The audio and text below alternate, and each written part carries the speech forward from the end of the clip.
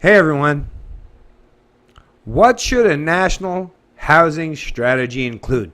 Yeah, that's a headline article. Can you guess which reference source I'll be using? Yeah, you guessed it. It's the CBC, Canada's national broadcaster, right? That works off the socialist model, that forced wealth redistribution where they take from the populace without asking their permission to subsidize the propagandist arm of government, aka the CBC. So of course they're trying to put forth and present this kind of narrative and completely willing to do so without being adversarial in any way. But think about those words. A national housing strategy.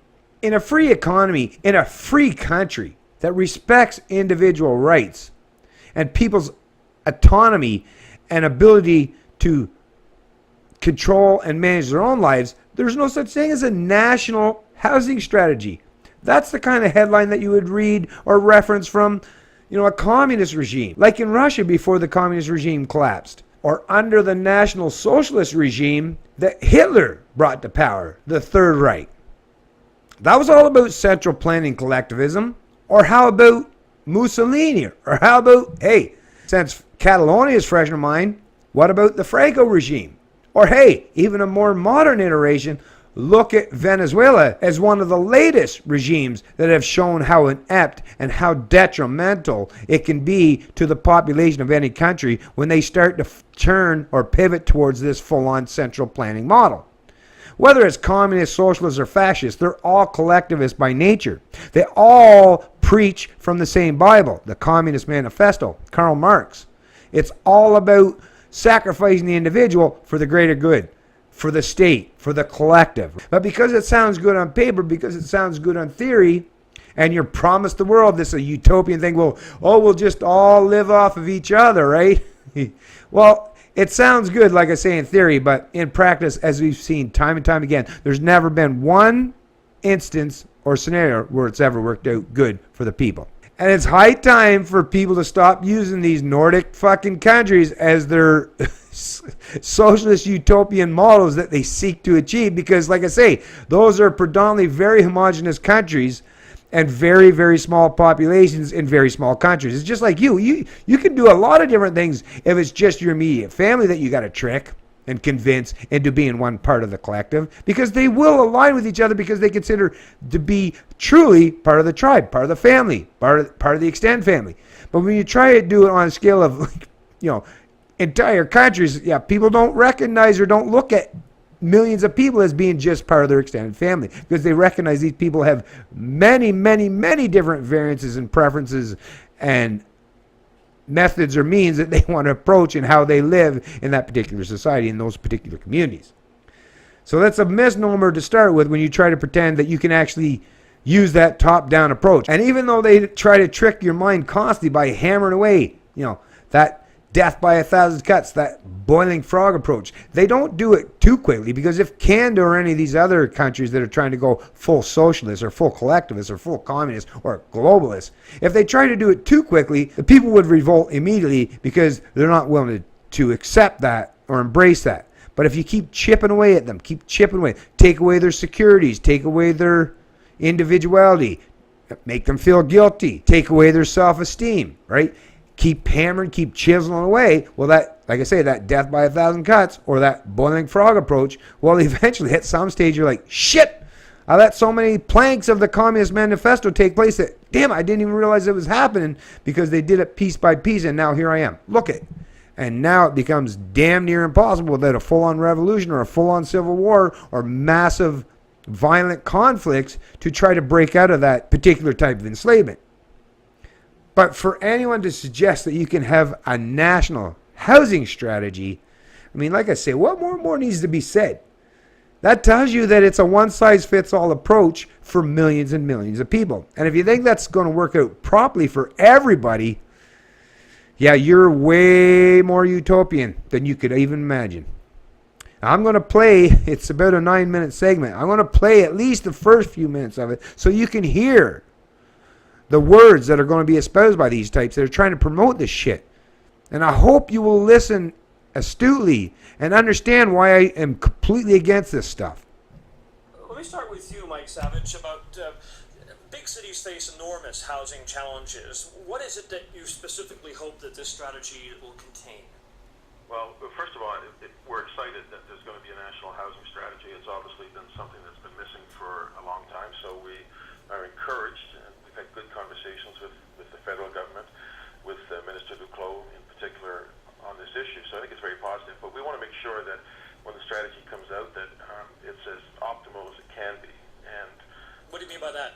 well, for example, there are some social and affordable housing units in the country now that already exist, but they need to be renewed, and they can't get lost in the interest to cut ribbons on projects. So I think the first thing would be do no harm. We obviously need new housing, and we're excited about the possibility of building it, but there are social and affordable housing units right now in the country that I think are worthy. I think we also need to look at the mandate of CMHC and see if it's current with what the needs are of the country right now.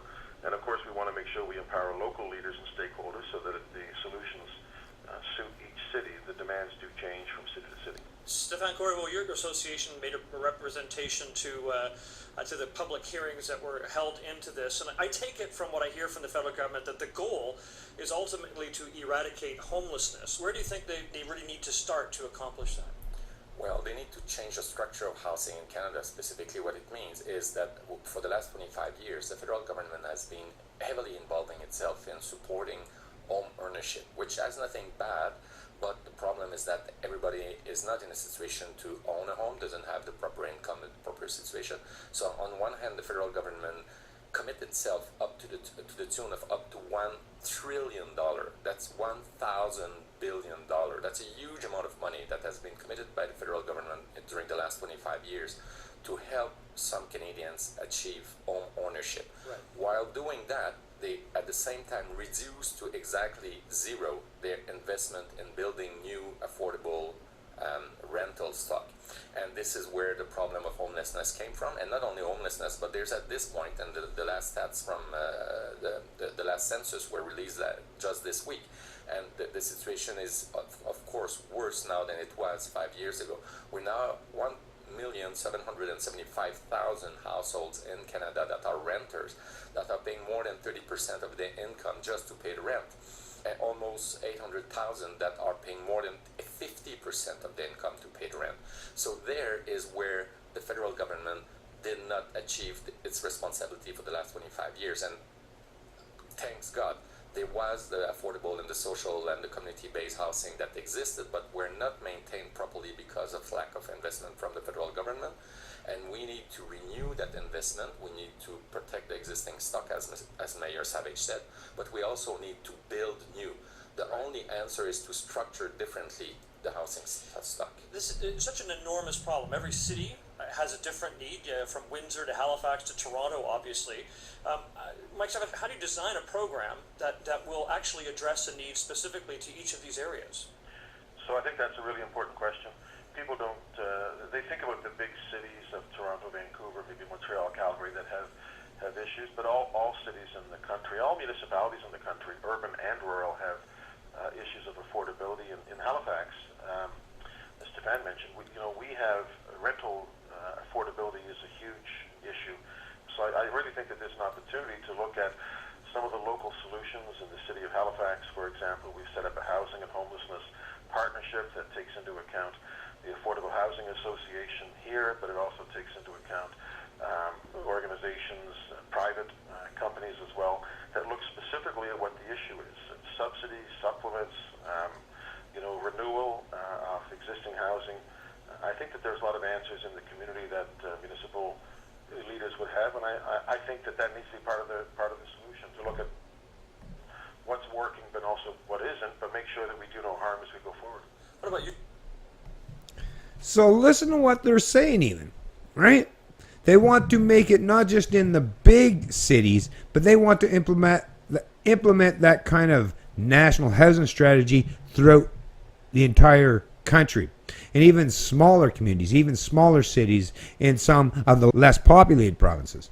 And they talk about how unaffordable housing is and the homeless people. But meanwhile, the reason why that is because the central bank, which is a necessity for any central planning state, whether it's national or globalist in scope, they have to have a central bank to be able to control, dictate, micromanage, and manipulate the currency and the value of the currency and the interest rates, which affects the psychology and how the population deals with assuming, accumulating debt, or jumping into, as we're seeing today, in the housing market. So the Central Bank of Canada reduced interest rates down to basically zero almost there for years and years and years. We're now up to what, 1%, which is like ridiculously tiny for savers. If you're a saver, that's killing you, right? Because inflation rates are higher than 1%. So it's actually stealing money from you, but it's a way of that forced wealth redistribution model. It's a way of taking from the savers, right? The responsible people and given to the less responsible people. So central banks have been completely manipulating, micromanaging, and dictating how the economy and the currency of this country works and the psychology and behavior of the masses. And they've seen that, oh, this has been detriment. Look, it's made things actually worse, which is what they're saying and which what they're suggesting, and which, yes, it is true.